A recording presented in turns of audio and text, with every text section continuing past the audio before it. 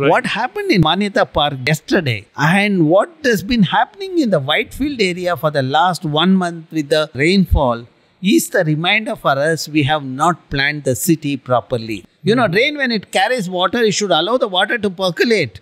But when they concretize it, the water will not percolate. But what percolates is, for every kilometer of the concretization, 8 crores rupees is spent and 40% of that gets percolated into the wallets of the bureaucrats. The model what I have done at IISc, I have created a lake in the campus which stores about 10 lakh liters of water. That lake and this mini forest is the model that has to be replicated in each ward. Wetland is really important for a city. Wetland is very important because we call them as the kidneys of the landscape because they perform the functions of the kidney. When I hear Bangalore lakes, the one visual strikes me is where I saw the news headline, the Bellanduru foaming incident, very famous, which not only made the national headline but also international headlines. When I see frothing and fire, it shows how corrupt our system is. The regulatory agencies, they are not doing the job. That is what it reflects in the system. Say, for example, Bangalore receives the rain of 700 to 850 millimeter. If I catch that rain water, I have 15 TMC of water. How much water Bangaloreans requires? 18 TMC. That means 70% of the water required for Bangaloreans are already available in the form of rainwater. And now I see why China invested heavily on Spawn City program. So have you heard about Spawn City program? Hey guys, welcome back to QR podcast. So today's episode is dedicated to Bangaloreans. The topic for today's conversation is Bangalore lakes. So I have a very special person who has done extensive research, decades worth of research on Bangalore lakes. The guest heads the Energy and Wetland Research Group at Indian Institute of Science and is one of the top hydrology scientists we have. His areas of research not just in the field of hydrology but also in energy, ecology, water and soil pollution, remote sensing, GIS. It's a cross-disciplinary subjects. And the most fascinating fact I found about today's guest is that he predicted the Bangalore water shortage, which we faced this summer, a decade ago on a lake conference. Let's all welcome the guest for today's conversation, Dr. Professor T V Ramachandra.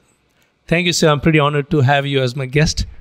Okay, thank you. Yes, I hope to cover this whole conversation just on Bangalore lakes. Pretty critical topic. Sure, we shall discuss about Bangalore lakes. Okay, seems like you're pumped up. You have got so many things to tell.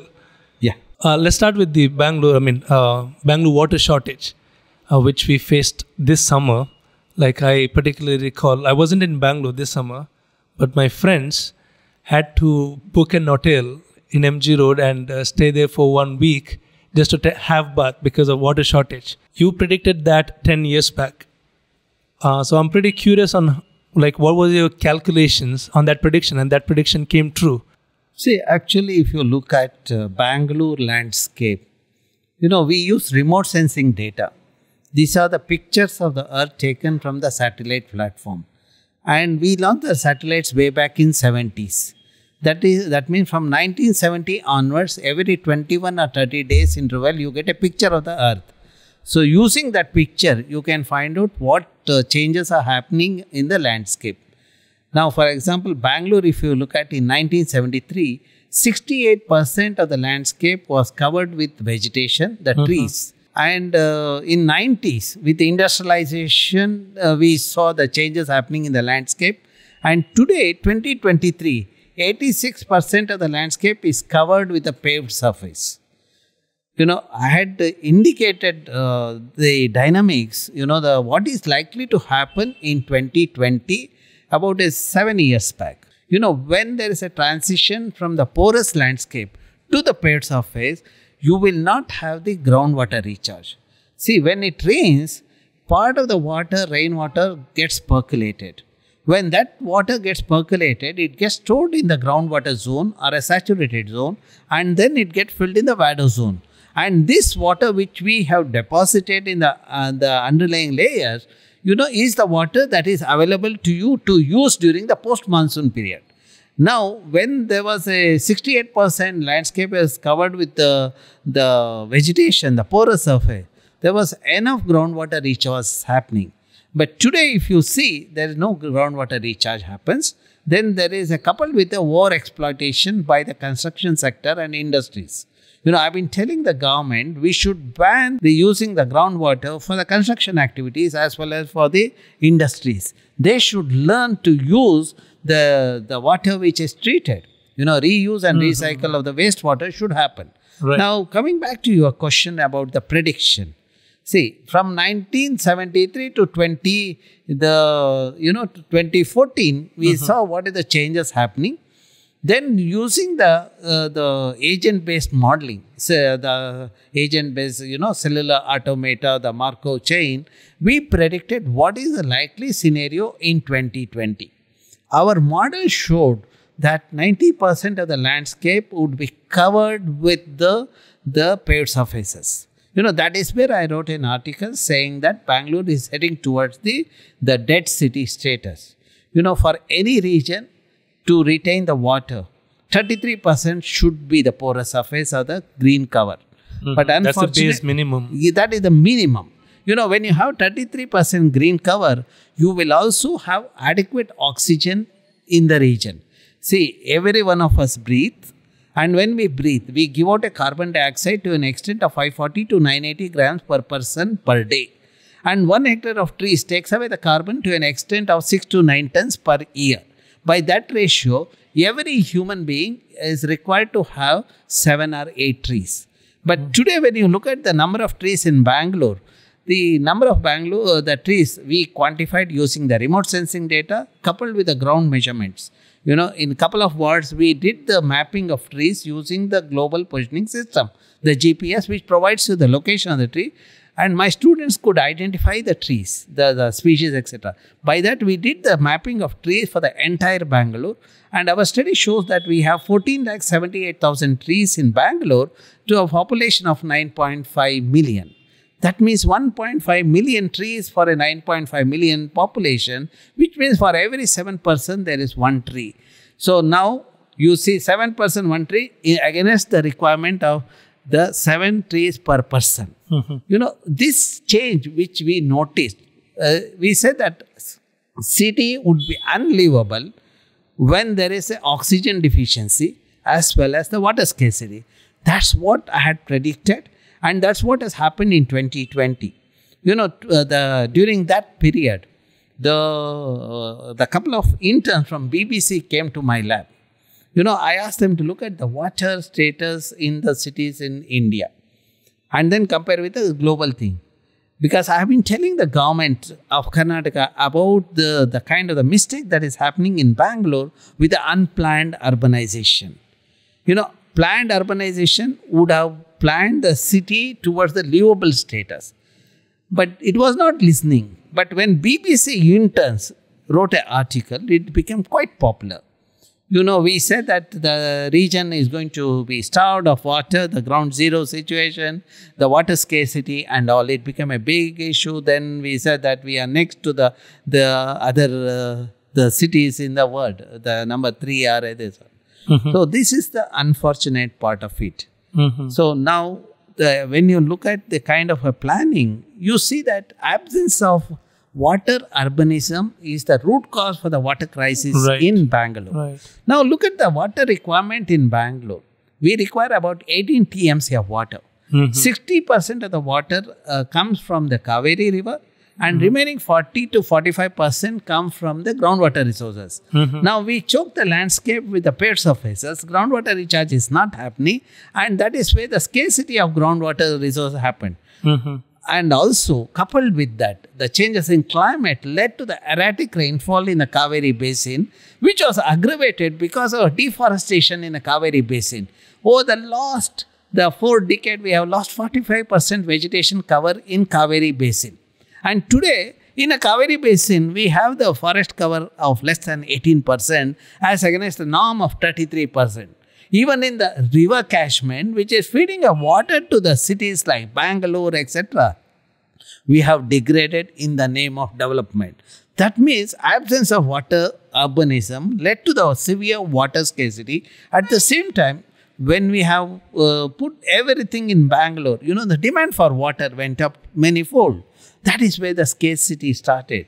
We are not depositing the water, but the withdrawal is much higher than what is deposited, and changes in climate is happening, and because of that, we are facing the water crisis. See, with the changes in climate, you have the high intensity rainfall. See, when a rain falls over a period of 4 to 5 months, the water will be moving slowly on the landscape. But when you have a large quantum of water in a short duration, these days in Bangalore and other cities, incidentally, day before yesterday, there were floods in Chennai, Bangalore. These are the cities I have studied. We had predicted there was going to be flooding, and city is flooding. Flooding because of climate change. Because of the climate change, there is a large amount of the high intensity rainfall, and the second thing is the city is choked with the concrete. There is not enough water this one. See, when a city is a porous surface, our estimate shows 50 to 65% of the rainwater gets recharged to the groundwater sources. That means the percolation happens of 65% of the rainfall. Only the 35% will flow on the overland. Because of that, flooding was not happening. Right. Now, the city of Bangalore, if you look at, it is a interconnected lake system.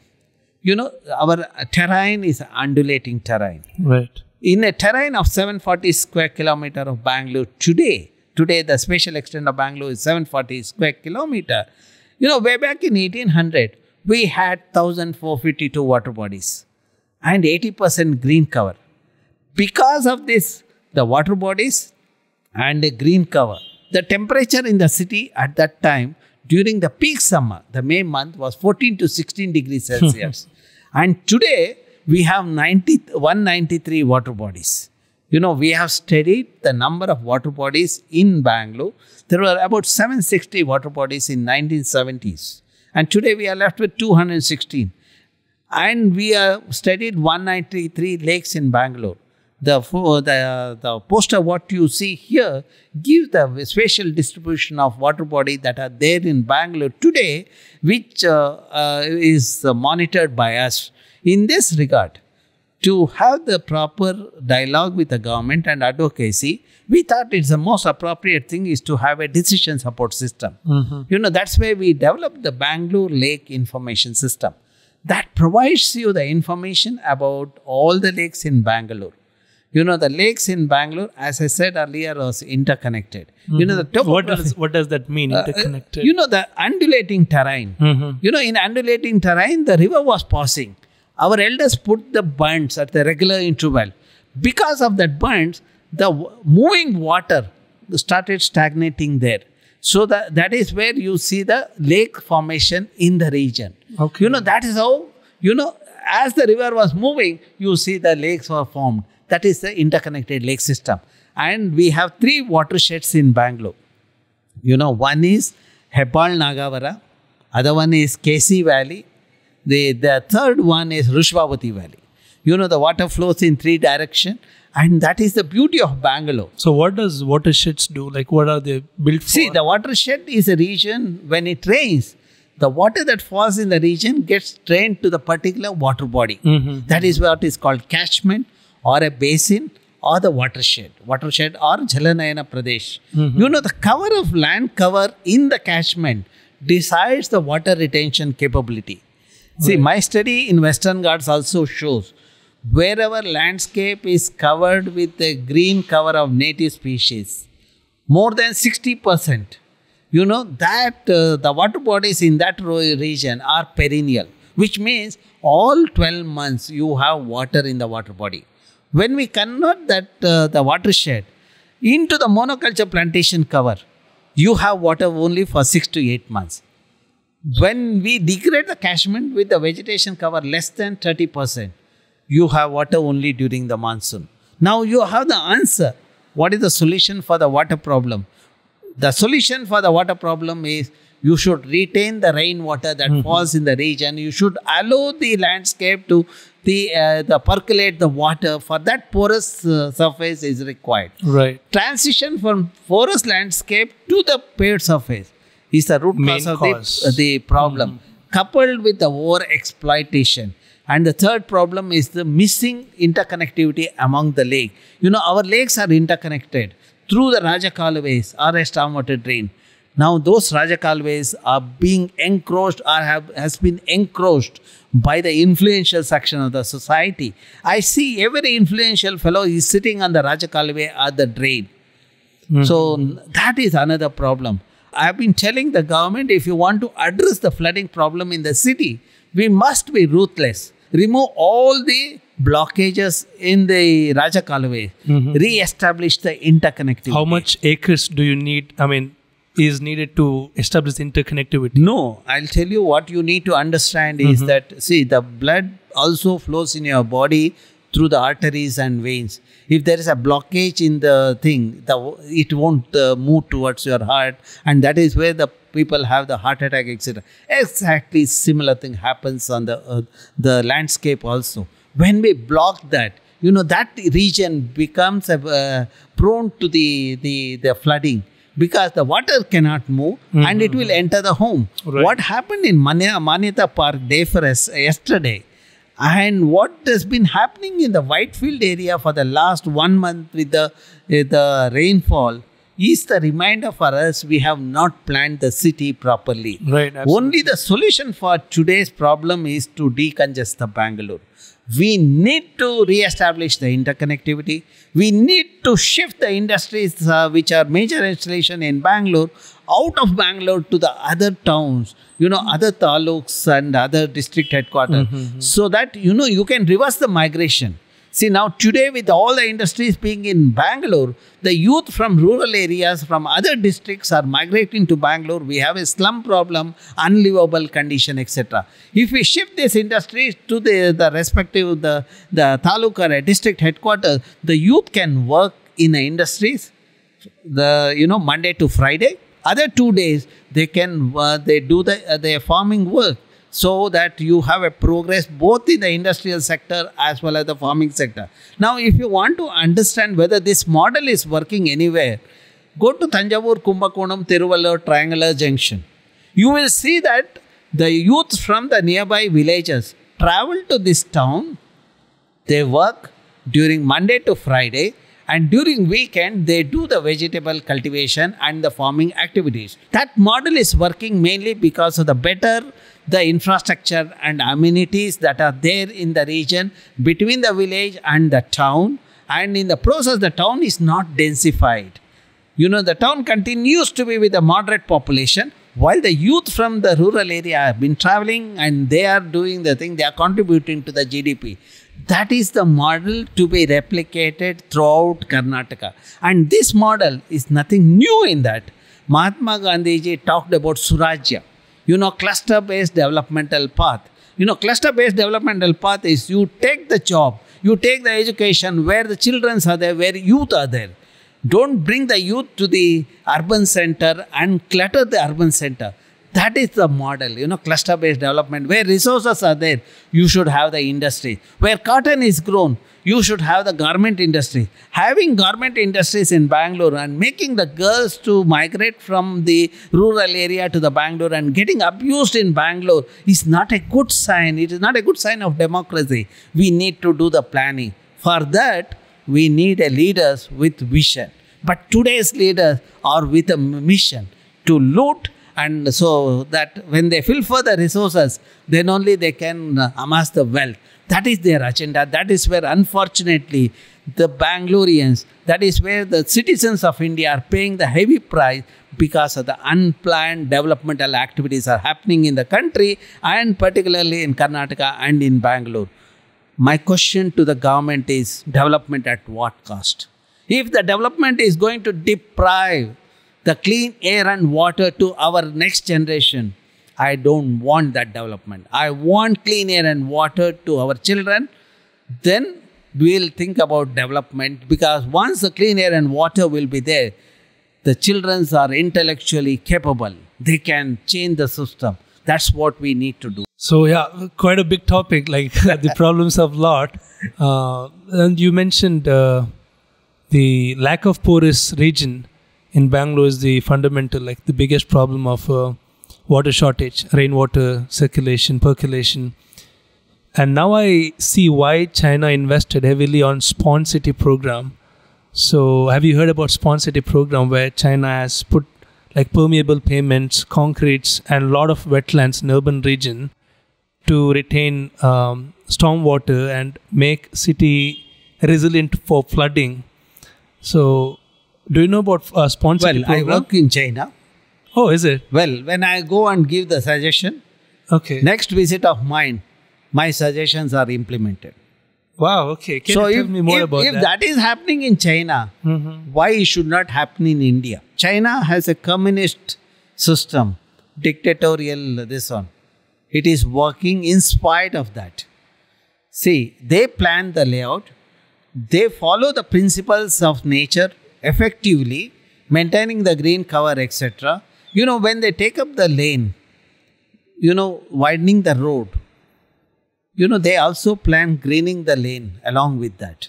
And what species to be planted, they plan. That is where they talk to the experts like us. When we give that, they do not plant the sapling which is 1 week old. They plant the sapling which is at least 2 to 3 years old. And I was surprised, in some layouts, the saplings were as tall as me. Wow. In a matter of 6 months. That is where we need the leaders who are that kind of thing. I also strongly feel the bureaucracy in India have this problem of mismanagement. The colonial mindset of bureaucrats is the root cause of our mismanaging the natural resources. You might have a bureaucrat with IAS, the arrogant system of people.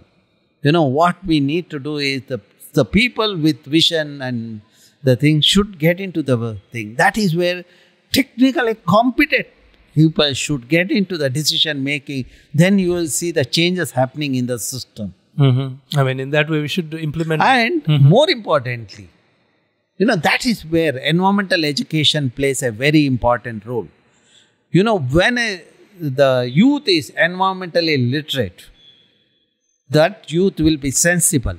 When that youth is a sensible youth, they become responsible. That's what the country requires. I would say that India has to invest more and more on environmental education. Make environmental education mandatory at all levels. Not just there's one making some geography teacher to come to the classroom and take environmental lessons. We should not do that. We should have environmental education, true spirit. We should tell the children about nature-based solution. When children learn from nature, they become a good human being. For example, I mentioned about Western Ghats. When it is covered with native species of trees, it gives the water bodies have the water for 12 months. My simple message, when Mother Earth is covered with a green saree of native species, she retains the water for 12 months and we all have livelihood because of that. When we convert the native species saree into the synthetic saree of monoculture, then she will retain the water only for 6 to 8 months. That means we are deprived of water for 4 to 5 months. When we degrade the catchment with the vegetation cover less than 30%, she is unable to retain the water. Now, if you look at how this affects the livelihood of the people, my study shows wherever the water is available 12 months, farmers can grow multiple crop or a cash crop. And they earn 1,54,000 rupees per acre per year. Where the degraded landscape is there. In the name of development, people have degraded the landscape. Our converted landscape into the monoculture plantation rubber, they can grow only one crop because the water is available only for 4 to 6 months. And because of that, earning is only 32,000 rupees per acre per year.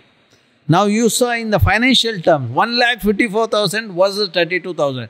In a region where forest is there, farmers are getting water, they earn 1,54,000. In another region where in the name of development, forest is degraded, farmers are not getting the water and their livelihood or the earning is only 32,000 rupee per acre. And another interesting thing, that is where environmental education plays an important role. Look at the pollinators that are there in the forest area. Wherever native species forests are there, pollinators are abundant. Because of the abundant pollinator, pollination become efficient and yield of the crop is higher. For example, in the catchment dominated by native species forest, pollination is so efficient, yield of paddy is about 14 to 18 quintal per acre. Whereas in other regions, the degraded landscape, yield of the paddy is only 6 to 8 quintal per acre. Now the government of India wants to double the income of the farmers. My only suggestion is, please do not degrade the forests which are lifeline of the country in the name of development. Give the forest to the farmers so that farmers have the water, so that we don't have to pay 10,000 every year to their account. We can give the water and pollination happens efficiently and yield of the crop is higher. That is what has to be done. Okay. Interesting. I mean, it seems like a topic of environmental economics. Like, yes. Okay. Okay, I want to come back to the lakes. So when I think about, like, when I hear Bangalore lakes, the one visual strikes me is where I saw the news headline, the Bellanduru foaming incident, very famous, which not only made the national headline but also international headlines, where foam were coming out of the lakes to the streets. It was like somebody poured tons of detergent into the lake. So what was your reaction at the time? And what has changed since then, from that incident? That was like a wake-up call to, that displayed the pollution level of water bodies in Bangalore to the world. And what has changed from then to the point now? Well, I've been working on lakes of Bangalore over the last 2.5 decades. Mm-hmm. I have a success model also. For example, if you look at my publication of 2005, I had reported of the nitrate in the Jakkur Lake and surrounding catchment area where there were 25 wells were there. Nitrate from fertilizer waste, no, is it? Nitrate, I'll tell you. Okay. Nitrate in the wells as well as the Jakkur Lake. Nitrate, how does it gets into the water body? When we let untreated sewage into the water body, we all eat protein. Our sewage has nitrogen. As it moves toward the groundwater, it gets oxidified and you have nitrate formation. Okay, nitrate is a carcinogen which introduces cancer. Mm-hmm. When I reported that, I also pressurized the government to rejuvenate the Jakkur Lake. Government listened to my suggestion. They constituted a committee. Then I was made a member of the committee. So then, when the government gave the money was not sufficient to have a treatment plant which can remove the nitrate. That was sufficient to have the secondary treatment plant. Now, when you look at the wastewater treatment, there are 3 levels of treatment. Right. Primary, secondary, tertiary. Aerobic, Primary anaerobic, treatment right. will remove the large particle. Secondary treatment will remove the chemical ion. Tertiary treatment will remove the nutrient like N and P, nitrogen, nitrate or the phosphorus kind of thing. Now, what the government has given the money, which is sufficient to have only secondary treatment plant. My problem is nitrate, which is a nutrient.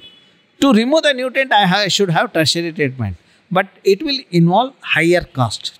So what I did at that time is I suggested nature-based solution. Based on our research, we integrated the constructed wetland and algal pond along with the secondary treatment plant. So after the secondary treatment plant, when the wastewater comes to the constructed wetland and algal pond, the removal of nutrient happens. For example, if you look at constructed wetland, what kind of plants are there? These are all native plants. For example, you eat patrade. It's made of colocasia. That is a wetland plant. Such plants are planted there. When the people cut that plant, they have their livelihood and I have the maintenance there. Now, for the last 12 years, we have monitored that system. My students have monitored. We have prepared a report also. We have made it available to the public. it removes about 80 to 85% of the nutrient, and that is the model which has to be replicated in all wards in the Bangalore and other cities in the country and along the river courses in the country. And this is applicable to the globe also. That's where this model is popular as Jekur model or IAC model or TVR model. Nice. Okay. Now that is the model I have been pushing the government of Karnataka to implement in the other lakes in Bangalore. How much area does it? Incidentally, even for Belandur and Vartur, I had come up with a rejuvenation blueprint. You talked about frothing of the lake and the fire in the lake. Let us try to understand why the frothing happens. The sewage consists of N and P, nitrogen and phosphorus. Nitrogen comes because we all eat protein, and that's how the N gets into the system. P gets in because we wash our cloth with detergent, and that P, when we let the untreated sewage into the water body, what happens is the N is taken by the algae and the other plants, macrophytes.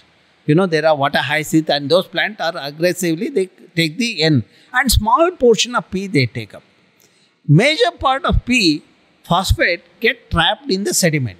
Now, if you look at the incidence of the frothing in Bangalore, it happens during the pre-monsoon period. During the pre-monsoon period, there is a high intensity rainfall. When there is a high intensity rainfall with a high velocity of water flow, churning of the lake water happens. When churning of the lake water happens, the sediments gets upwelled. Whatever that phosphate that is trapped in the sediment get detached. That's where the froth formation happens. That is similar to you put the detergent in a bucket of water and stir it. Exactly same thing happened. That is what happens in the lake. That is where we said that the lake has to be rejuvenated. It has to be decontaminated, and you should arrest the contaminant entering the lake. What is the contaminant entering the lake? It is the industrial effluent and domestic sewage. My rejuvenation blueprint talks about rejuvenating Belandur and Vartur lake. We have given a suggestion how to remove the frothing as well as the fire in the lake. Fire is a consequence of the industrial effluent containing the hydrocarbon getting into the water, and that is where when somebody throws the cigarette or BD with the littered naturally the fire happens. This is not because of the methane.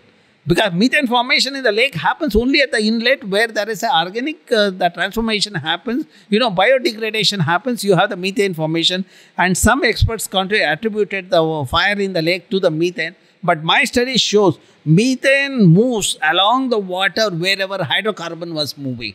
As the water, you can see the fire moving in the water as the hydrocarbon moves in the thing. So the solution for is treating the industrial thing. As per the Water Act, industries have no right to discharge the untreated effluent directly into the lake. They are supposed to have a common effluent treatment plant, and they are supposed to treat it. Now, since that norm is not implemented by regulatory agencies, we see that there is a problem of the water contamination, which gets revealed in the form of frothing as well as the fire. When I see frothing and fire, it shows how corrupt our system is. The regulatory agencies, they are not doing the job. That is what it reflects in the system. Now, what is the solution the Bangalore bureaucracy came up for the frothing? See, because of the froth coming to the road, it became an international news. Right. And of course, my interviews also contributed to that. At that time, I had talked to almost all the channels in India as well as the internationally. To avoid that froth coming in from the lake to the road, our bureaucrats came up with a barricade. They erected a barricade thinking that will solve the problem. At that time, I wrote an article saying that this is an ad hoc solution. A solution is only for 4 or 5 days. Some of the bureaucrats were not comfortable with my statements. But as I predicted at that time, the froth crossed over the barricade and entered the road. Again, that became a big news. Then in the meanwhile, couple of youth from that region had taken my report to the Supreme Court. And the Green Bench, the National Green Tribunal, penalized the government of Karnataka 500 crores for pollution of the lake of Belandur and Vartur. Now that money which is paid by government of Karnataka is kept in a escrow account. Now the rejuvenation of the lake is happening. I am a member of that rejuvenation of the lake. As a member of the National Green Tribunal expert member, as well as the BDA expert member, I am the part of the rejuvenation. See, decontamination of the lake means whatever the contaminants that are there in the lake, you have to remove. What is the contaminants that are in the lake? The silt has accumulated in the lake, which has all those heavy metals and this one. We quantified how much silt is there in the lake. Our study shows in Belandur lake, there is a 6 million cubic meter of silt is there, while in Vartur lake, there is about 4 million cubic meter of silt is there, which is about 11 million cubic meter of the silt. The moment my report gave that the silt quantum, some of the experts started saying, this is going to, the desilting the lake of Belandur and Vartur will create the traffic problem in Bangalore. In the meanwhile, see, I always take the criticism sportively. That also helped me. What I did is, I analyzed the nutrient content, heavy metal content, the content in this silt. I found that there are no heavy metal in Vartur lake silt. Because Belandur lake is in the upstream, outfall of Belandur is the Vartur lake. So there were no contamination. Then I had a meeting with the farmers. Twice at KK High School in Vartur, we had a meeting with farmers. I convinced the farmers to take the silt and put it in their agriculture field. 400 acres of the agriculture field was fertilized with this silt of Vartur lake. Every month I visit this lake, Belandur and Vartur lake.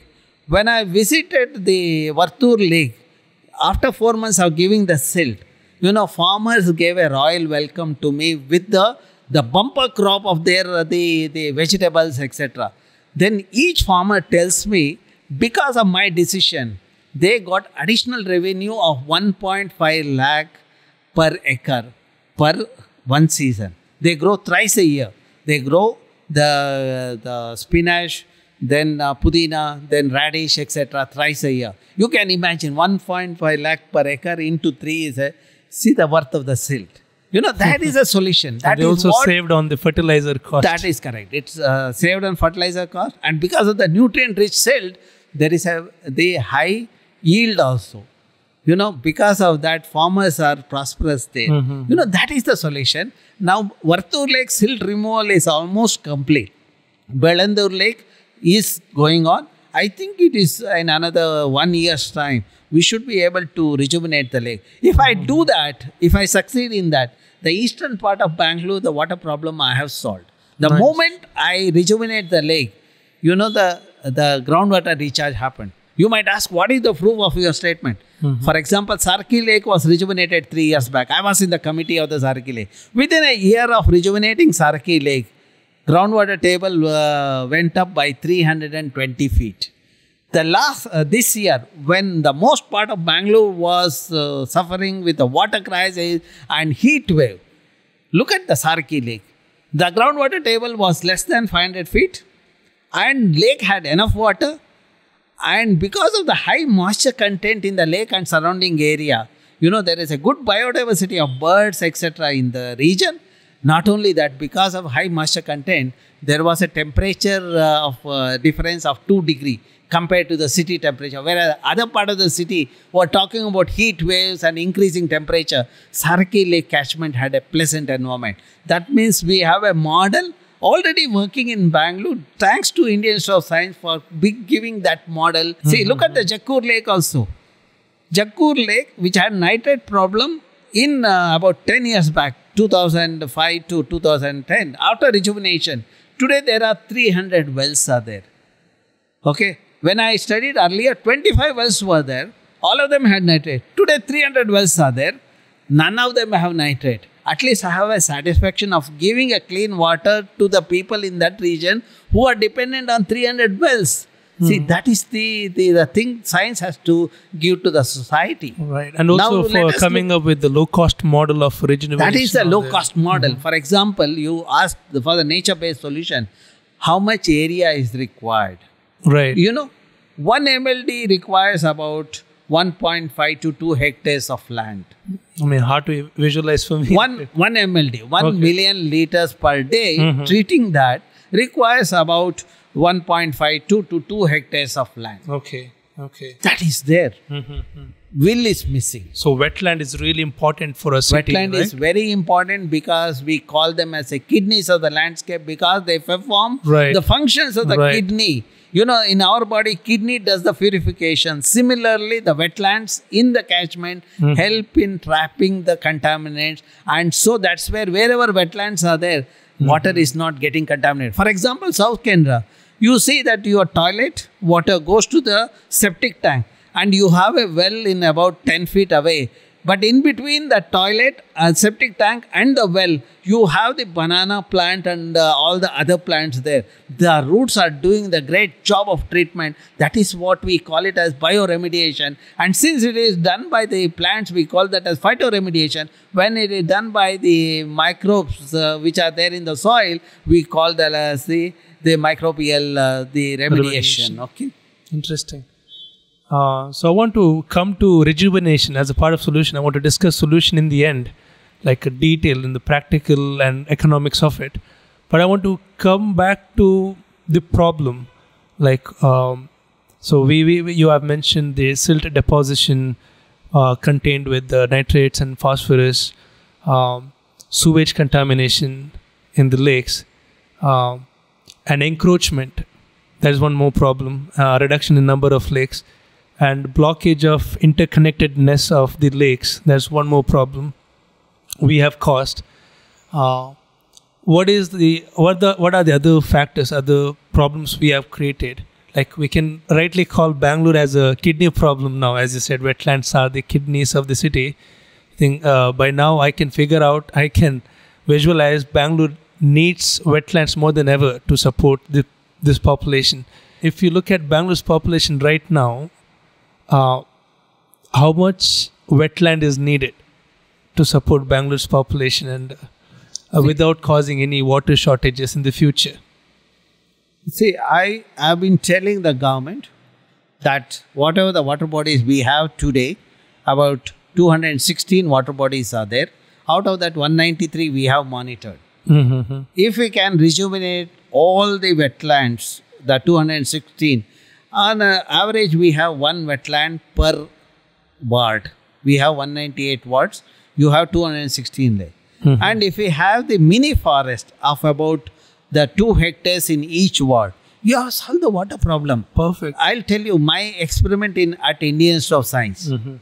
Okay. We have created a mini forest in 2 hectares area which has a 49 native species, 500 sapling. Way back in 90s, it was planted in a location which was infested with Parthenium, that is an exotic weed. At that time, groundwater table was about 150 feet. Today, when you come to that region, you get a feel of the rainforest and you will see the biodiversity of large number of birds and snakes and slender lories in that region. And more importantly, groundwater, which was 150 earlier, today you have the water at 10 to 15 feet and temperature is another 2 degrees lower. Wow. The model what I have done at IISc, I have created a lake in the campus which stores about 10 lakh liters of water. You know, that lake and this mini forest is the model that has to be replicated in each ward in Bangalore to solve the water problem in Bangalore and also to give the recreation service to the people. You know, every one of us requires the recreation. Elders require the recreation space. Children want the play space. We are depriving our children and our elders of their recreation space. We should give them. That is where we should make sure that whatever the norms that were there in the town planning, S12 town planning said that 30% has to be the open space. Wherever the water bodies are there, we need to respect that. Right. We need to make it mandatory and penalize all the bureaucrats who are responsible for the erosion of the green space and water bodies in Bangalore. Make them accountable. So then you will see the city regaining its the glory of the garden city, the lake city. That is what should happen in the thing. And the model, what I have said, Saraki Lake has worked and there is a biodiversity park also. There, where sensible people are there, The models are working. That is where the role of the local people become very important in the protecting our common resources, the like water bodies, the grazing land or the green space. That is where Jakur Lake is successful. We rejuvenated in 2010. Today also is a successful model because of the local people. Putten Halli in JP Nagar is successful model just because local people are actively involved in it. Citizen Lake is successful model because local people went to the court and saw that encroachment is evicted, Rajakalwe's encroachments are removed, desilting has happened, they pressurized the BBMP and they got what they want, and today they are enjoying the benefit of that, their effort. That is what every Bangalorean should feel for Bangalore and should feel for Bangalore for their children. To provide clean air and water to the children. Article 21 of the Indian Constitution talks about right to life, right to live. That means all of us have right to have clean air, water and environment. We need to make sure that what our Constitution talks about become a reality. For that, all of us have to be sensible and responsible.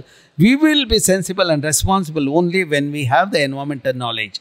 Those who have environmental knowledge will respect mother at home, and also they know that they respect mother earth.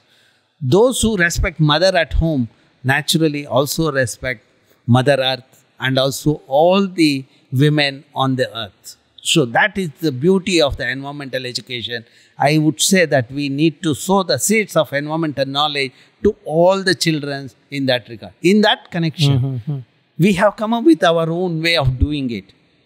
We have been organizing a symposium, popularly known as Lake Symposium.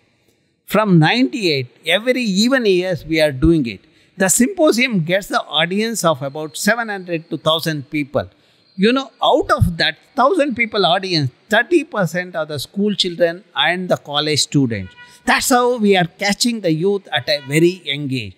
When children take part in the symposium, they get environmental knowledge. And when they do the presentation based on their experiments, the confidence level goes up. That is how the capacity building happens. For the children to do the environmental experiments, my students go to the school, give the orientation program, train them, and they evaluate and they select the students. And those selected students come for the final event of Lake Symposium. Incidentally, 14th, the Lake Symposium is being held at Mudubidre, closer to the Bangalore. It's going to be during 17th to 20th of October. All these tiny youngsters from Bangalore and other parts of the India are coming to this forum to share their knowledge and to make other people understand about the environment. That's how we have been doing it. This is the 14th event. I'm also offering a course on environmental management for the people working in industry as well as the universities, etc. Because once you get into the job, you don't read the textbook. So I thought it's better to offer them a professional course so that the capacity building happens. That means we are doing the capacity building at all levels, at the school levels, college level, as well as at the professional level. That's what every institution, if they do it, then you can see the prosperity in the country. The region or the country would be prosperous when the natural resources are plenty, are in good shape. When we degrade the natural resources, we will see the poverty. That is where we should not allow the country to move toward the poverty status. We should ensure sustainability in the system and make sure sustainability development goals are really practiced in our country in a true spirit.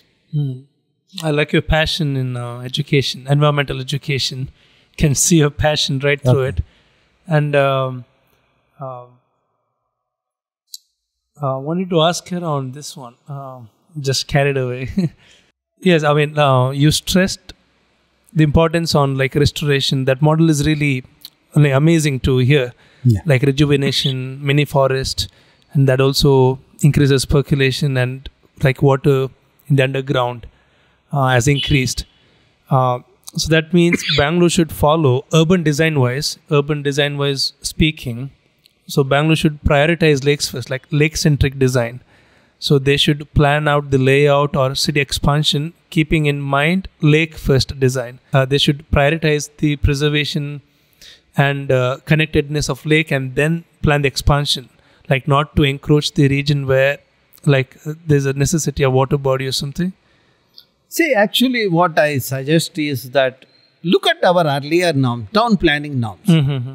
I would say all these civil engineers and architects should have a course on that, town planning. They should understand why we need to have that. See, in the name of lake view apartment, encroaching the lake bed, or in the case of waterfront, degrading the Raja Kalve or this one with a concrete, is going to create the havoc. For example, when in the name of waterfront, people do the remodeling of the Raja Kalve, what exactly happens? They concretize the drain. When they concretize the drain, which is against the nature principle, you know, drain when it carries water, it should allow the water to percolate. But when they concretize it, the water will not percolate. But what percolates is, for every kilometer of the concretization, 8 crores rupees is spent and 40% of that gets percolated into the wallets of the bureaucrats. Right. See, that is the problem with us. You know, in the name of development, we are just pilfering the public money and the bluffing the population also. That has to come to an end. Now, coming back to your question of this one, you know, what should have happened is this architecture. You know, I see the kind of the architecture, architect do the design. Right. There has to be a radical change, taking into account the landscape element, right, and also the climate regime. Right. For example, in a city of Bangalore, having a glass facade building, who is that great architect designed it? See, the glass facade building is meant for a temperate climate or a cold climate so that you feel comfortable when you are sitting inside, so that you don't have to depend on external sources, room heater, etc. So it conserves the heat. But when we copy that architecture and paste it in a tropical environment like Bangalore, you see that what happens? You are conserving the heat. In the process, your demand for air conditioner goes up, fan goes up, and your electricity bill will go up. My study shows in the normal building, if you are using electricity of 700 to 1200 units per person per year, in the glass facade building, it is 14,000 to 17,000 units per person per year. See, this is nothing but copy-paste culture. Copying the architecture meant for temperate climate to the tropical climate. You know, we are paying almost 10 times higher electricity. Higher electricity means higher is the greenhouse gas. That means higher is the greenhouse gas footprint. Higher is the greenhouse gas footprint means it will contribute to the warming of the earth, global warming. And consequence of global warming means the changes in the climate. That is where you have high intensity rainfall, increase in the temperature. What is happening in a Bangalore or a Mangalore is a reminder for the entire globe that we should have the architecture suitable for that particular climate. So I heard in 1960s Bangalore had 262 lakes. By 2016 this number has dropped to 81. Bangalore had once upon a time in the 1800s had 1,960 water bodies. In 2021 only 34 of Bangalore lakes are in healthy state. 90% of lakes are affected by sewage pollution. So my question, I want to go back to history, like were these lakes artificially created or is it a topological difference that way? Like why were this? See, I have been telling everybody, Bangalore terrain is undulating and we had streams and river system. Okay. You know, we had the streams passing through the Bangalore landscape. You know, what our elders did was, at a regular interval, they put the bunds, you know, that we call it as anekattu. When they bund it, the water stagnates there so that they can use that water for the drinking as well as the irrigation purpose. When Kempegowda was there, this model was practiced. And today, you see that model is collapsed because people have not understood the importance of the lakes in the region. And also in the name of development, we have given the less weightage to the conservation of the lake and the natural entities like green cover, etc. Now, you talked about the 260 lakes and now it has come down to 81. That is in the core area of Bangalore. Way back in Bangalore, if you look at historically, Bangalore was about 49 square kilometer during independence. Then it became 220 square kilometer in 2000. Okay. And then, I think 1980 or 90, it became 220 square kilometer. And 2006, when the 7th Pay Commission was implemented in the country, Bangalore became 740 square kilometer. Why it became? They looked at the population of the Bangalore, because one of the criteria for the city to have A or A plus status or B status, depending on this A or A plus status, bureaucrats get their DEA, that DNS allowance, this one. Bangalore was A class city. To cross A plus, you need to have the population that cross the certain threshold. Now, by no means you cannot make Bangalorean to reproduce in overnight and make it this one. So, what they did is the surrounding villages were put along with the Bangalore. They declared that as a greater Bangalore. That is the tragedy of Bangalore. So, that went wrong. That is a serious mistake which we had protested at that time, done by the government of Karnataka at that time. We lost the water bodies which were there in the outskirts.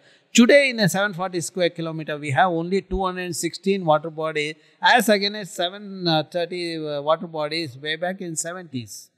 So, I don't go to Kempakoda period. Even before, in my time, when I was a child to today, if I look at, there has been a 1,078% increase in the paved surface in the last 5 decades. Right. And we have lost 88% green cover and 79% of the water bodies. That is the reason for the water problem of Bangalore and flooding in Bangalore. Unplanned expansion. No, I would say the problem is because of the corruption. That's the a deep corruption cause. is the worst form of pollution I have come across in my life. So, can you give me one examples on? We need to make the bureaucrats accountable. For example, I'll tell you. You wanted an example for this one. See, between Bangalore and Agaram Lake, there is a Rajakalaway. The width of the Rajakalaway, as per the historical record, was 80 meter, 80. In the name of the remodeling the drain. See, every time when floods happen, the Chief Minister announces 1,000 crore or 1,500 crore for the mitigation of the flood. What is the mitigation measure taken by the bureaucrats? The remodeling of the drain. What is this remodeling means? They will concretize the drain and they narrow the drain. See, when they concretize the drain, the percolation of the water doesn't happen, which is again the hydrological principle. Second thing is they narrow the drain. The drain which was 80 meter or 60 meter come down to 18 meter or a 20 meter. When they narrow the drain, they will have hands in glove with the building mafia in the vicinity. Okay, there again they fill for the money. Now, see, the consequence of narrowing a drain between Bangalore and Agaram was the flooding of Koramangala about 5 years back. When Koramangala resident approached me, I gave a report which is available online. Koramangala floods, causes and remedial measures. That is my report. They took it to the Supreme Court. Supreme Court instructed BBMP to come up with a mitigation measure as early as possible. What did bureaucracy did? They put one more drain parallel to the earlier drain. Now, constructing the drain again involved the public expenditure, which led to the 40% filtration. So, the filtrage in Karnataka is not 40%. It is more than 1,000%. That is what we need to understand. And this will continue as long as we are passive. Most of the citizens in Karnataka do not even understand the implication of this worst form of pollution, that is the corruption in the system. Absolutely. What is the relationship between Bangalore lakes, groundwater, and Bangalore water cycle? My study shows when the lake is there. Let us take a scenario. The lake is there, lake is removed. And what is the situation over the last 25 years? When I was young, lake was there, groundwater was available less than 100 feet. After removing the lake, to form the layout, the groundwater table went down by 100 feet. And today, after 23 years, in a place called Nagshetty, people have gone down 1,800 feet and there is no water. Wow. We don't have water in our ground, but we are searching for water on the moon because of our technological capability. But our poor management thing, we lost the water. See, that establishes the link between the water, the lake, and the groundwater. I gave another example of Saraki Lake. When Saraki Lake was rejuvenated, within a 3 year, groundwater table went up by 300 feet. See, this shows still the time is there. Let us wake up. Let us rejuvenate our lake. Let us re-establish the interconnectivity among the lake. And let us maintain 33% green cover in the city so that we will have a livable city. Let our children enjoy that. That is what our responsibility, and we should make sure that happens. Right. I mean, Bangalore lakes are beautiful. Like if Bangalore follows lake-centric urban design, it will still look much more beautiful, like alive. No, there is no doubt this one. These lakes provide the cultural service, which include the recreation. Right. See, if you look at the services provided by the lakes provide provisioning services. What do The you mean by tangible provisioning? benefits like fish, fodder, water, etc. We quantified that. For example, when the lake is in good shape, example of Rachinhalli Lake, the every day per hectare we have the ecosystem services to a tune of 10,500 rupees per hectare per day. Like how? In the form of fish, fodder, then the water used for the irrigation, the agriculture, etc. And the fish, what they get, they get a bumper, this one, 500 kgs in a week. See, when you look at the kind of the thing, who are the people who depend on the lake? Fishermen, washerwomen, and the people like us who do the science. We depend on the lake. And who are the people polluting the lake? Elite section of the society who are not treating their sewage and letting it into the lake through the BWSSP. So the consequence of that, the worth of the lake come down from 10,500 rupees to the 20 rupees per day per hectare. That shows the worth of the lake. Now that is what we need to understand. We have done the valuation of the ecosystem for the entire Karnataka. We know How much did it come up to? For the forest ecosystem, even tomorrow we are releasing that book also. That is published by the Springer Nature. Looked at the forest, agriculture, as well as the aquatic ecosystem. Probably in the entire globe, mine is the group which has come up with this publication, which is required. Because, about 3 years back, United Nations came up with a protocol how to do the valuation service. They looked at my publication of Rachinhalli Lake. And they approached me saying that whether you can do this study for 10 districts in Karnataka. Because they had the model, the protocol to do the study. And I had done the study for Rachinhalli, for the aquatic ecosystem, Uttara Kannada, about the forest ecosystem. They felt that my group is the best group to do that. When I signed the MOU, fortunately or unfortunately, what happened was the COVID hit the streets. And there's no way people can do the field work or anything. But this required a lot of field work. But since I was lucky, I was in the government committees. The landslide happened at the time. I had an opportunity to visit the place. Myself, my student, we were moving around when the COVID was there. Not just 10 district ecosystem services we did. We did for all the 30 districts in Karnataka. District-wise, we know what is the worth of the forest and the thing. For example, the forest in Karnataka gives the service value which amounts to about 2,800 billion rupees per year. In 2005. And in 2020, that has come down to 1,850 billion rupees per year. And 1,850 billion rupees per year means this is a recurring thing. Every year you get that. That is the kind of the service provided by the forest in this one. Now, that degradation from 2,800 to 1,850, if you look at, it is directly proportional to the 35% loss of the forest cover in Karnataka. We lost the forest and the thing. For example, you take the neighboring district, Uttara Kannada district. Look at the forest. The Uttara Kannada district in Karnataka has a distinction of having highest forest cover in the country. 80%. Even in that district, in 1970s, 69% was under evergreen forest. Today it has come down to 29%. Look at the ecosystem services. We did the tangible benefit. Like what all goods you get from the forest, we quantified. Fuel wood, timber, non-timber forest produce like spices, etc. Oh, groundwater, everything we quantified. And we found in a district of 10,500 square kilometer, the revenue from the forest is about the 9,200 crores per year. Then I looked at the GDP of the district. You know, the GDP, the district administration prepared the economic statistics of the district. There is a parameter called GDP, gross domestic product. GDP, gross district domestic product. I looked at this one, the GDP of Uttar Kannada district, it says 5,600 crores. I was more curious. My study shows forest alone is giving 9,200 crores. How this 5,800 crore is the GDP of the district? When I looked at, they have accounted the forest goods as 180 crores. I was curious. I asked them, what is this 180 crores? They said they could compute only the fuel wood service. That means they have not done the valuation of the timber, NTFA, etc. There is a gross undervaluation. You know, because of that, that district remains poor. See, when you have higher GDP from a particular sector, part of it goes to that sector for the development. When you show 180 crore, 10% of that, you see the value versus 9,200 crore.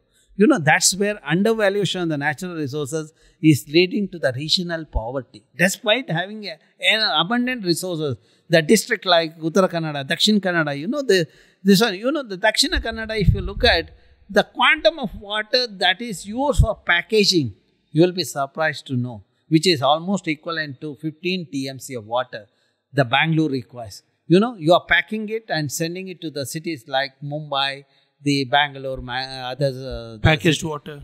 The treated water. Okay.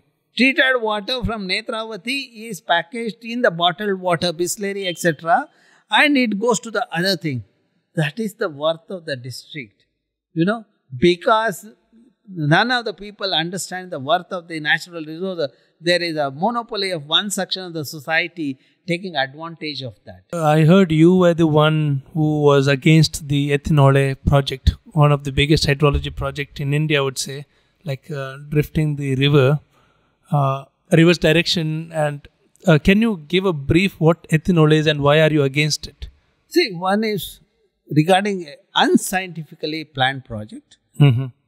Any person with a scientific background, adequate scientific background, will not accept. Before I raised my voice, we did a quantification. My team did the quantification. We did a quantification with the field investigation. We found in that catchment of Ethinhole, there is only the water yield of 12.85 TMC. But the people who pushed that project, they said 24 TMC is there. Okay? There is again undervaluation is happening. Then I looked at this 12.85 TMC of water from the Ethinhole, which joins the Netravati and required for Dakshin Kannada people. Mm-hmm. What is the water demand is meeting? 9 TMC of water is being for the agriculture and horticulture sector. Other 3 TMC is required for the fish. If I deduct these two, I am left with only 0.85 TMC. To divert 0.85 TMC, spending 13,000 crore of the public money is the gross wastage of the thing, or the pilferage of the thing. That is where I asked the scientific question, valid question, which no one has answered from the government till now. Where is 24 TMC? Recently, the government came up with a document saying that they have the water of 13 to 8 TMC. The last year they say 8 TMC. That means they are concurring with my thing. But in spite of that, the budget for Ethinhole project is doubled now from 13,000 crore to 24,000 crore. Is it happening now? The Ethinhole project is being pushed by the government of Karnataka. Mm-hmm. So very unfortunate, and it will happen as long as their spine is missing in the Dakshin Kannada people. I want to get to the solutions of how to rejuvenate the lakes or solve the water shortage problem in Bangalore, or to make Bangalore city beautiful with the lake-centric design. List of the solution, not just the list, but also talk about the economics. And okay, the better question would be, if you were given unlimited resources and you were given a charge to do all these things, so what are the radical ideas or steps or measures you would come up with, and how it would help? See, I'll tell you, I was given a responsibility. You can do anything. Let me elaborate that. For example, Sankey Lake. Okay. There was a proposal to have a rejuvenation of the lake, which involved a big amount of money, few crores. When it came for validation, verification from me, when I looked at it, since I have been, my team was been studying the water quality and other aspect of Sankey Lake, I just gave a proposal. Instead of sending few crores, you can spend few lakh and have the surface fountain which will do the aeration. Today problem is only the aeration, lack of aeration, which is the thing. The government didn't do it. Then after 2 years, I noticed that it is not implemented. At that time, there was some event, the agency wanted to use the public space in Sankey Lake. At that time, we suggested to them to have the surface fountain. Okay? With the lights and the thing. The lake regained its thing. The aeration happened. Lake was back into the shape. And the cost was 3 lakh rupees by that event agency and nothing for the government. Now, let me share one more example. Gokarna is not very far from Bangalore. Right. Gokarna has a pond, temple pond, which is called Koti Tirtha. There was some odor problem. The local youth wrote to me asking what is the solution for that. See, whenever youth invites me, we travel. We take up the thing because we believe in youth. So when my student, we visited the place, we collected a water sample. We saw that there is a high amount of organic content in the water. So then to solve that problem of odor, I need to remove the organic content, because organic content will decay and you have hydrogen sulfide. That is where the odor formation happens. Now, why that organic content is getting into the water? It is because of the rituals, religious practice. I can stop anything in this country. I can stop water also. People don't grumble. But I cannot stop this practice. What I did is... What religious activity? Like throwing flowers? No. The thing is, the religious practice, when somebody dies, on the 14th day or anniversary of this one, we perform the ritual, which involves having the rice balls and other organic material, flowers, etc., which is normally disposed of in the water body. That is what was happening in the Gokarna temple. Then I had a meeting with the local priests in the temple. I told them, I suggested, let us have a designated place. Okay, I designated one location as Vaikunta with a charge of 25 rupees per the family who does that disposal of thing. I said, I am not against the practice. You continue. But I converted that into economic model. And another location as Kailasa, where 50 rupees is the charge. In the process, what is the revenue we got? 22 to 24,000 rupees we got the revenue per month, which is given to the local NGO. NGO has hired 3 youths. Their job is to do the de-weeding of the lake and collect these rice balls, which are there disposed by the families for the religious practice, ritual, and they collect it and feed it to cattle in the Goshala. In the meanwhile, I also introduce the fish which eats rice. Suppose if there are some residues of rice left even after this youngster collected, you visit that lake today. For the last 5 years, it's such a pristine lake. So now when I looked at that, what is the government wanted to do? Government had a proposal, Gram Panchayat had a proposal to spend 15 lakh rupees to rejuvenate that lake. How much money I have spent, not even taxing the government? 15,000 for buying fish, okay, and my travel, my student travel and our food and local expenses, which is 15,000. See, where is 15 lakh versus 15,000? Which means Scientific principle, you have sensible solution Right. at a reasonable price. Whereas unrealistic project like Ethinhole or the mega rejuvenation which is done, creating the lake as the concrete bowl and joggers path for the half-pant fellows with a half-brain to jog is not the solution for the lake. India badly needs scientific temper in the bureaucracy. No, India has an adequate scientific temper. What is required is the scientific temper is being the kind of suppressed by this the bureaucracy. We need to bring to end to that. Scientific bullies has to come to an end in our system. You will see the many youth taking up the science and see the prosperity in the country. There has to be a radical change in our system. Scientists who contribute to a society has to be respected. Right. Then you will see the changes happening in the system. No scientist will think about air-conditioned room. Scientists, we think about the livelihood of the people. Coming back to the solution, so one of the biggest problem is contamination with the sewage in Bangalore lakes. So how does sewage exactly leak into? Like, do they directly allow the sewage, sewage into the lake, or they the leak from the underground to the lakes? How does the sewage leak into the lakes? See, that is where when we name the child or organization, we name appropriately or inappropriately. For example, a child named as Sulochana, supposed to have a beautiful eyes. If the child doesn't have but still have the name. So is the case of BWSSB. Bangalore Water. What is SS? Sewage Supply Board. No, I put it that way. What does Bangalore Water Supply and Sewage Board. Okay. I just interchanged. What they did was, we all as a resident of Bangalore, we pay the tax, cess. They collect it. Right. Their job is to treat it, not pollute our surrounding environment. What they do is they collect it through the UG system. If there are nearby lake, they have been using our drainage system to discharge into the lake.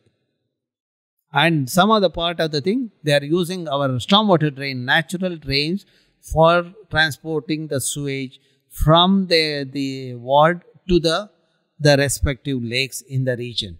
That is the sin. Who permitted them to use this Rajakalve or stormwater drain to transfer the pollutant which they are supposed to treat as per the Water Act? Polluter pays principle is there. We should have made BWSSB held responsible for polluting the lakes in our system as per the Water Act. Since I have been writing, my colleagues are writing, at least you will see the treatment plants coming up in Bangalore. The Bangalore has a distinction of having the highest number of treatment plants compared to any other cities in the country. If you go and unofficially talk to the BWSSB engineers, they give a credit to my articles. Okay. So now, as I said earlier, they are supposed to treat it and remove the nutrient. Then only the treatment is, if they don't remove the nutrient, N and P is going to pollute the lake anyway.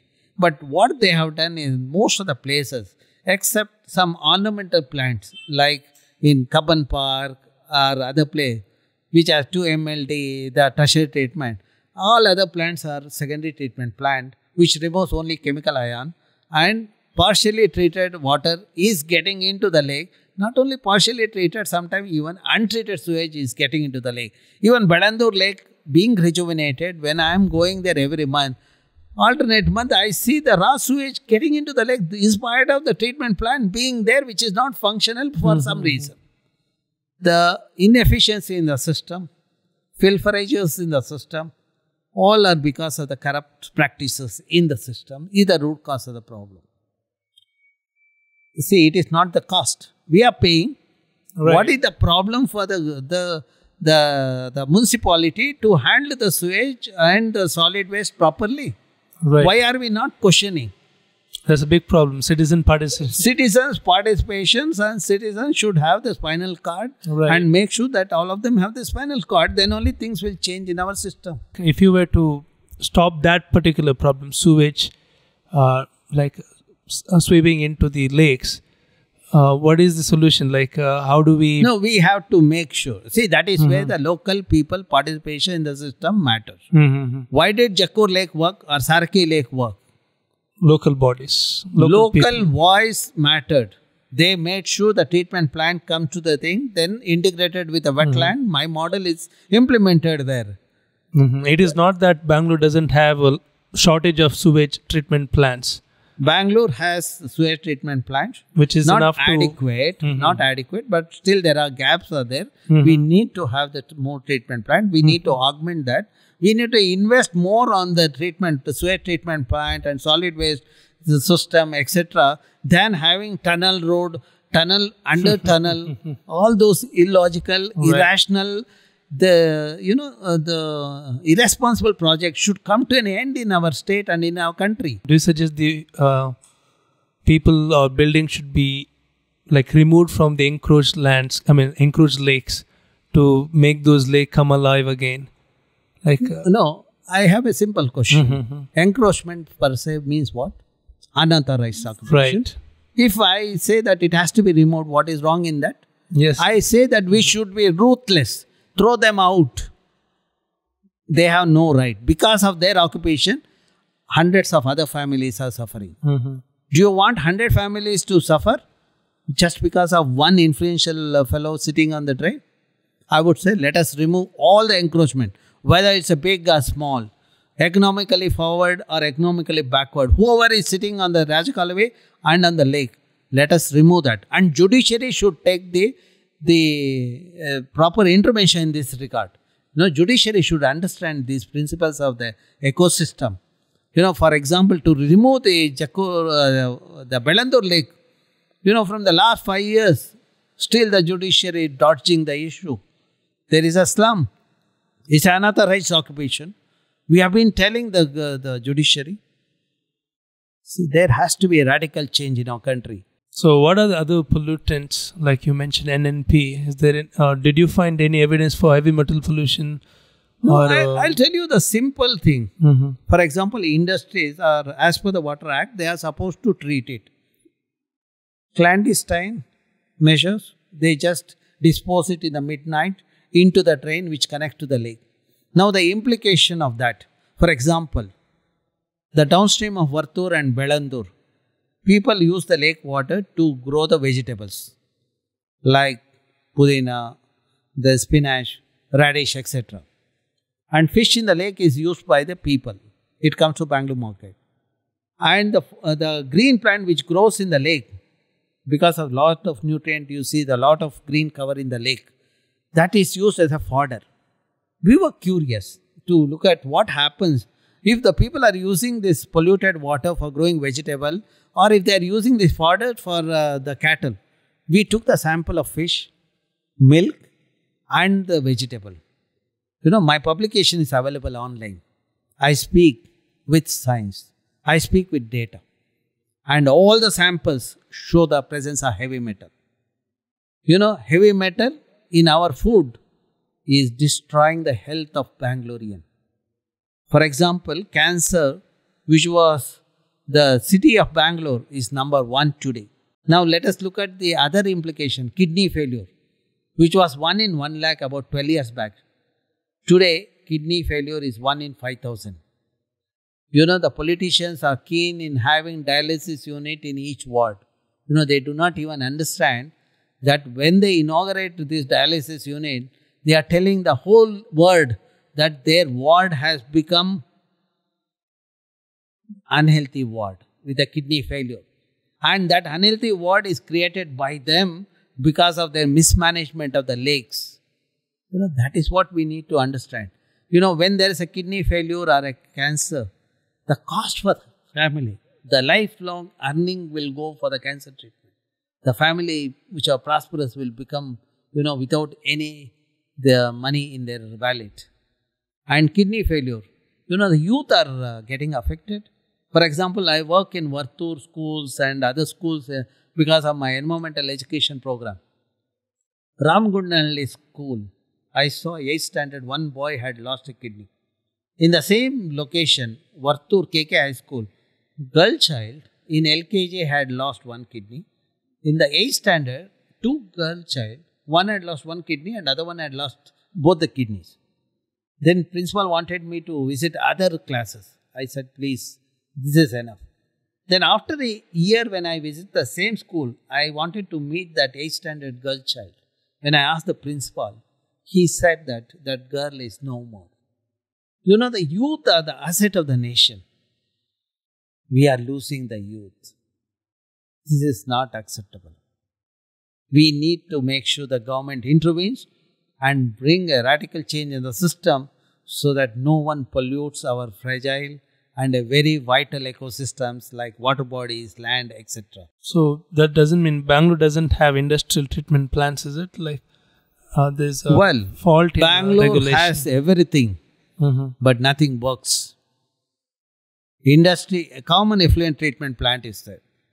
You know, we have a mechanism where there are some middlemen who have been authorized to collect the waste from the industry and then give it to the common effluent treatment plant. But what is happening is the waste water which is collected from the industry is not reaching the effluent treatment plant while it moves in the city. You know, all the leaky tankers will dispose it on the way or in the drain. And there's a thing, when they are caught, you know, the system allows them to continue because their interests are met. And what do you say? I mean, even if you want to rejuvenate the lakes, there are, as you said, the sediments, the slits have deposited to a great feet. Like, if you want to make the lakes clean, like, you know, bring back them to how they were, we also have to take care, I mean, remove these sediments of maybe heavy metal or maybe for fertilizer, I mean, like the P and Ns. Do you suggest things like dredging, you know, to get the sediments out? Would that be a part of that solution? See, let me give an example of Mudbidre only. Before I go to the... Mudbidre was facing the water crisis. You know, Jain Mat Swamiji met me about 4 or 5 years back. He asked me what is to be done. I said, desilting is the best option. Then I said, there are 32 lakes in Mudbidre. Why don't you do the desilting as you are a saint? He said, it's impossible. But finally, he agreed to do 2. Through his institution, he got 2 lakes rejuvenated. Because he did that, remaining 30 lakes or tanks in the Mudbidre were rejuvenated by the local people.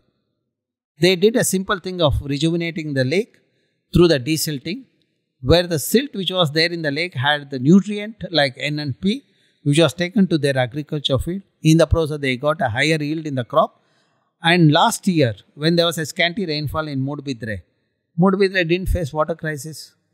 That means the solution is there. And in the meanwhile, the saint of Mudbidre Jain temple, he also created a water body in his campus of 12 acre. We gave a design. What is the size of the lake and where in that 12 acre he can have the pond. You know, the model was implemented within 15 days of the thing. That is where we need sensible people in the system to implement this scientifically valid suggestion so that everyone get the resources. You know, coming back to the Bangalore, there is a heavy metal. You know, that is where the science helps to characterize the soil and to the... If it is heavily contaminated, like some part of the Belandur lake, as per the hazardous waste management rule, we need to treat that waste. Okay? The other part can be used for the various purpose, for growing the vegetation. You know, you can have the tree. Okay, you can use that silt for growing the trees, which does so that you don't have the contamination problem. Only the silt which has contamination, you treat it as hazardous waste and do it. And those who doesn't have any contamination can be used for agriculture. Like we showed the model in Vartur Lake. See, that is what is required. You know, the nutrient which has gone because of the disposal of the sewage, at least we can rectify that by decontaminating now and arresting the contaminant entering the lake through having the treatment plant as we are doing in KC Valley now. That is the model for the entire Bangalore. Other two valleys, if you implement the same model, we have done our job. We have given the thing. Say, for example, Bangalore receives the rain of 700 to 850 millimeter. If I catch that rain water, I have 15 TMC of water. How much water Bangaloreans requires? 18 TMC. That means 70% of the water required for Bangaloreans are already available in the form of rainwater. Now, what are the approaches to do the rainwater harvesting? One is the rooftop harvesting. Individual house will have 3 to 4 months of additional water. The next best option is to rejuvenate the lake and retain the rainwater in the lake, as we did in Saraki Lake, Jakkur Lake, and now in Belandur Vartu Lake, so that groundwater recharge happens. So that 15 TMC, without getting it from either Sharavati or from Kaveri, you can meet your demand. Another thing is, when we are using 18 TMC, we are also generating 18 TMC of wastewater. If we treat that wastewater similar to what we have been doing for the last 12 years at Jakkur, you have 16 TMC of treated wastewater which can be reused. So that means in a place where there's a water crisis last year, I have a solution of 15 TMC because of rainwater harvesting and 16 TMC because of the wastewater treatment. I have 31 TMC. This model will work with my 5R formula. First R, responsible citizen. For responsible citizen to be responsible, they should have environmental knowledge so that they become sensible and responsible. When they are responsible, they rejuvenate the lake so that I can retain the rainwater. When they are responsible, they will also allow the treating of the wastewater. Otherwise, every fellow thing, the disposing waste is right. But when you are responsible, you will think reusing the treated wastewater is your responsibility. That should happen. That's where 5R formula is the solution for the water crisis in any part of the globe. Okay? Done it. Right. So you are listening and you are carried away by my statement. No. I'm just imagining. Like what I imagined was, you said rainwater harvesting. Like Bangalore needs 18 TMC of water requirements. So 15 can be harvested in the rainwater. So even if you catch 50%, like through rainwater, household or urban, as you said. You look at Dakshin Kannada district. Every agriculturist used to have a pond. Even if you have 10 acre, you will have one pond, fish pond. If you have 1 acre, still you will see that one part, one small sand, one tank is there. That is the model. That is what Mahatma Gandhi ji talked about, Surajya. Decentralized management of natural resources. Lake. Water harvesting, the decentralized way. That is the solution for our country, not the mega projects. I am an engineer by training. I design hydroelectric project, but I am also for the decentralized intervention. Local solutions are the best. Local solution, nature-based solution is the best solution. And 80%, the number statistics you laid out, the 80% of the Bangalore land surface is covered with concrete. The permeability of rainwater, the percolation into the groundwater is depleting, and that is the reason for groundwater water deficiency. Yeah. So, can we increase groundwater health without deconcretizing? Is deconcretizing is a must to increase the groundwater level up? See, I have given a solution already. It is such a simple solution. Rejuvenate lakes in your ward. I have 216 lakes. Rejuvenated, groundwater recharge will happen. Then the second solution, what I said, have at least 2 hectares of mini forest of native species in your ward, which will provide recreation to your parents and your children. So if you do that, your family would be happy and the ward will have enough water and oxygen. You need oxygen, you need water. So these are each simple ward solutions. 2 hectares of forest. At least. You might say, my ward doesn't have any land, I would say, when you have flyover or flyover, you will acquire the land. The same way, to provide oxygen and water, you acquire the land and then create it. That is your responsibility for mismanaging the Bangalore with the irresponsible urbanization, unplanned urbanization. We need to do it. What is the problem in deconcretizing? There is a carrying capacity. Did we follow the concept of carrying capacity while designing the city? We didn't do that. Then what right we have to retain this model and saying that already we have done it, there is no other alternative? We are thinking of our children, the future. If that is true, we need to decongest Bangalore. In the process, we should deconcretize it. Increase the porous space in the city with the greenery and the water bodies. Then there will be the health for the Bangalorean. What Bangalorean requires, in addition to the money in their wallet, the health.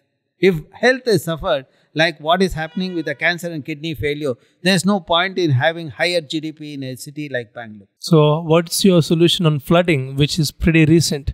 No, flooding is not a recent phenomenon. Flooding is an indication of the mismanagement of the Raja Kalways or the stormwater drain. As I said earlier, my lakes are interconnected. My lakes are silted. Had I done the desilting, I could have retained 15 TMC of rainwater. Had I allowed the water to flow without encroachment on Raja Kalways, then I would have solved the problem. Even today, the measure 1 for flooding is they re-establish the interconnectivity among the lake. Widen the...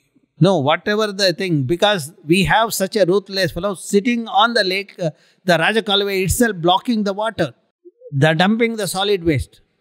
You need to do that. How many are there in Bangalore, that interconnected junction between... No. We have a few hundreds of kilometers of the Raja Kalways. You know, all lakes are... You see that if you look at the 216 lakes, if you take between the two lakes, the interconnectivity is about 4 or 5 kilometers. You know that what is the length. Then each of these main feeder will have the secondary, this one. We call it as primary, this one, secondary, tertiary drains like that. You know, the 4th level drain is the river. You know, that is the kind of the thing. We have a few 100 kilometers. To be more precise, 750 kilometers is the drains in our city.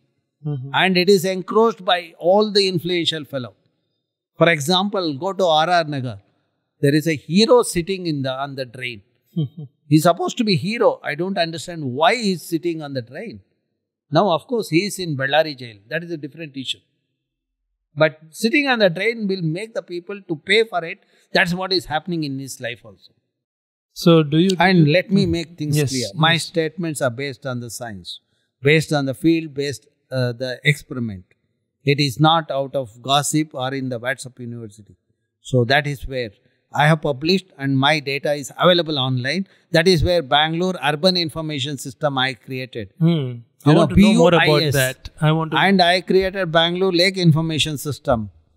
You know, all the lakes information we have put it online. Bangalore Urban Information System will give you the picture of how Bangalore is getting urbanized. And what is the solution for Bangalore, what I spoke for the last... So you have put all satellite data into the website. Everything is available at that portal. Anyone can visualize. When Bangalore was suffering with the water crisis, my portal was most visited. And many people took generously the images, what my students have generated about the process of urbanization in Bangalore landscape. You know, they came up with the videos which had the views of 7.9 lakhs. You know, what are the data points you guys have captured in this database? In that, we have looked at how the landscape integrity has changed. That means the transition from porous to paved surface we have put. We have also put the encroachment of the lake. Okay, you can clearly see who is responsible, who is sitting how there. Much is being encroached as per the government record and as per our analysis. Interesting. So, and what kind of fish is there? Pollution levels. What kind of algae, water quality, all those things. See, our 2.5 decades of work, we have made it public. Probably in the entire globe. Mine is the only group which we have done it. And it has been done because I have a dynamic youngsters doing the job, synchronizing with my way of thinking. What we have learned, we are trying to give it back to the society. That's where I have taken the science for society, for the welfare of society. According to your data on the website, which is the dirtiest lake and which is the most cleanest lake in Bangalore? The two spectrum. See, when you study the 193 lakes, when you say 98% of the lakes are sewage fed, right? How can you characterize which one is dirtiest or the thing? Like Sewage, most, like every form of pollutants. All lakes have serious problems. For example, lakes in the industrial belt of Pena are doused with the heavy metals. They are so, when you look at the kind of the industries that are there, they even go to the extent of pumping the effluent into the groundwater resources. One of the industry was doing it, and some of my youngsters who reside there, they told me, I asked them to collect the sample and bring it to the lab. When we analyzed, we saw the heavy metal in that. We alerted the Pollution Control Board because the person who was a chair was known to me. He said, TVR, you just tell us when they do it. See, there is additional responsibility. I told my youngsters, you just tell, most probably it happens in the night. When you hear any noise of pumping, you just alert me. I received a call in the midnight. I alerted the concerned officer in the thing. Immediately squad was sent and they were arrested. That is where, awakened citizens are required in the system to curtail this pollution getting into our food. That's what is the thing. And the person who was doing it, the industry was closed. And of course, after that, I don't know what is the status, the thing. So, that is the thing that, see, that way, the pollution from industries has higher consequences with the carcinogens and all those things. Domestic sewage also, if you don't treat it, nitrate problem comes, which is as bad as the industry, carcinogen. The problem of cancer, whether it is from heavy metal or this one, is the same thing. See, that's where we have to be thinking. Okay. Anybody contaminating the food, we should make it a serious offense. We should make that, okay? I think we should also need a really strong legal system, legal structure where even citizens participate in it and file a case against these industries. We need people who are environmentally conscious through the environmental education. Then whether they get into legal or the academics or this one, they become responsible. That is what is required. Right. And we need not create one more system. What we need to do is, with adequate knowledge, capability, people have to be there. Merit has to be respected. The backdoor entries should come to an end in our country. Allowing that to continue even after 70 years independence is not acceptable. Transparency is much needed. Transparency in governance is a must. And accountability of bureaucrats is a requirement, essential requirement of today. I really appreciate the work you have done over the decades. You have not just brought the knowledge out on the hydrology, on the things, but also be a very activist, like a citizen activist, taking action. No, let me correct you. I am not an activist. I am a scientist, taken the science to the grassroots level. Right. To the school students and the local people. No, I mean, every person in Bangalore knows me because I have taken the science to their doorsteps. That is the job of the scientist. While working in air-conditioned environment, we need to take our, whatever the output comes, to the welfare of the society. Yes, sir. I think Bangalore is lucky to have you. Not Bangalore alone, the Earth. Earth belongs to me. My science goes to the China and other countries also. Yeah, why China is calling again? I forgot. Well, we have a collaborative projects. Okay. They are funded by one of the international agencies, the comparative assessment between China and India. Interesting. Wishing you luck on your future endeavors. Thank you so much for your spending your time here to have a conversation and spreading the knowledge out. Thank you so much, sir. Sure. Okay, thank you.